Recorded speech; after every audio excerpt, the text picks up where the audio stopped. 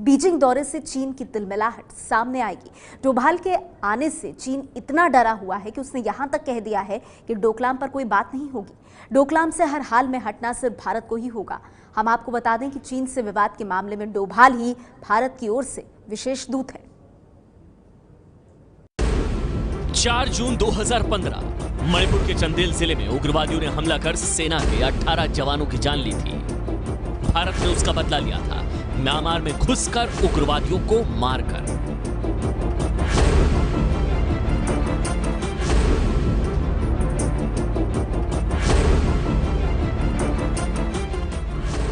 सितंबर 2016 पाकिस्तान के शहर पर उरी में सेना कैंप पर हमला करके 18 जवानों की जान ली गई थी। भारत ने उसका भी बदला लिया था, पीओके में घुसकर आतंकी कैंपों को तबाह करके।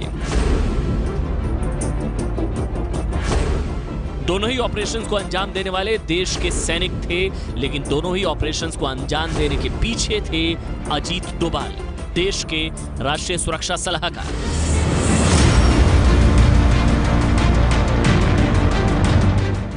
डोभाल से पाकिस्तान भी डरता है और आतंकी भी कांपते हैं। अब पहली बार चीन का भी डोभाल को लेकर डर सामने आया है। 中方捍卫国家领土主权的决心和意志坚定不移，将不惜一切代价维护自己的领土主权和安全利益。中国的边防部队已在现地采取紧急应对措施，并将进一步加强针对性部署和训练。 कल आपने चीन की सेना के प्रवक्ता को युद्ध की धमकी देते हुए सुना था। कल तक तो ये कहानी सामने नहीं आई थी कि चीन किससे डर रहा है। आज चीन के ग्लोबल टाइम्स अखबार ने जो लिखा है उससे अजीत डोभाल को लेकर चीन का खौफ पूरी दुनिया के सामने आ गया है।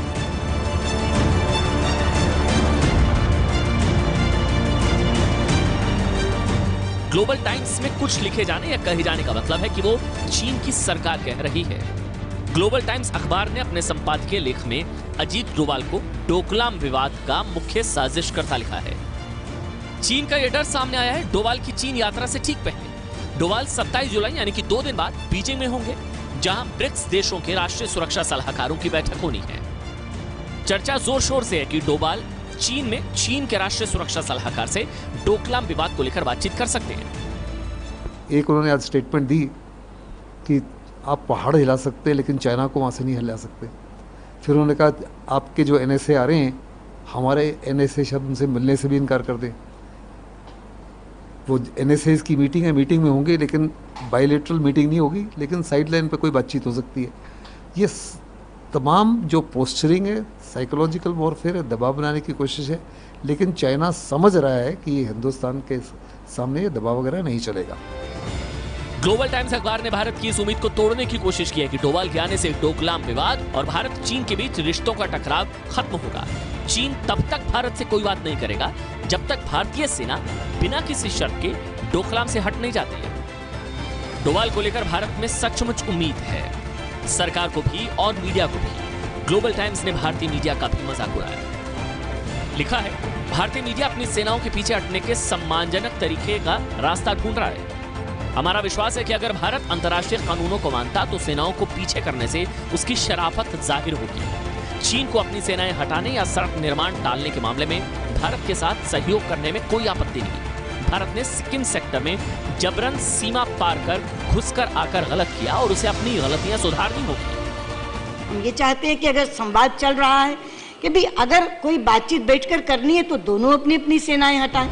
डोकलाम को लेकर विदेश मंत्री सुषमा स्वराज ने संसद में साफ साफ कहा था कि बातचीत होनी है तो दोनों देशों को सेनाएं हटानी होंगी, लेकिन चीन अड़ गया है कि डोकलाम से सेना हटेंगी तो सिर्फ भारत की। देखो, जब से ये डोकलाम का स्टैंड ऑफ हुआ है, चाइना हॉट एंड कोल्ड बार बार कभी गर्मी दिखाता है, कभी नरमी दिखाता है, लेकिन ज़्यादातर गर्मी दिखाता है। उसकी हर कोशिश है कि हिंदुस्तान को धमकाया जाए, हिंदुस्तान को ब्लैकमेल किया जाए, आर्म ट्विस्ट किया जाए, साइकोलॉजिकल वॉरफेयर किया जाए। लेकिन हिंदुस्तान ने साफ तौर पे कह दिया चाइना को कि हम किसी भी हालत से वहाँ से नहीं हटेंगे जब तक वो हमको यकीन नहीं दिलाएगा कि वो सड़क नहीं बनेगी और उस एरिया को नहीं हथियाएगा, क्योंकि हिंदुस्तान की सिक्योरिटी के लिए बहुत बड़ी चुनौती है। It's almost a suicide for India. और इसलिए हिंदुस्तान इसको एक्सेप्ट नहीं कर सकता irrespective of the consequences. Doklam विवादित क्षेत्र है, लेकिन सिर्फ चीन और भूटान के बीच, भूटान और चीन के बीच कूटनीतिक संबंध ही नहीं है और भारत भूटान का पड़ोसी होने के साथ साथ मित्र देश भी है। डोकलाम में भारत अगर मौजूद है तो सिर्फ भूटान की मदद के लिए, डोकलाम की जमीन के टुकड़े के लिए नहीं। भारत का हित सिर्फ यह है कि डोकलाम में भूटान को परे रखकर चीन जो सड़क बनाने की कोशिश कर रहा है उससे उत्तर पूर्व के राज्यों में चीन की दखल बढ़ेगी। भारतीय सैनिकों की तैनाती से सड़क बनाने का काम रुक गया है और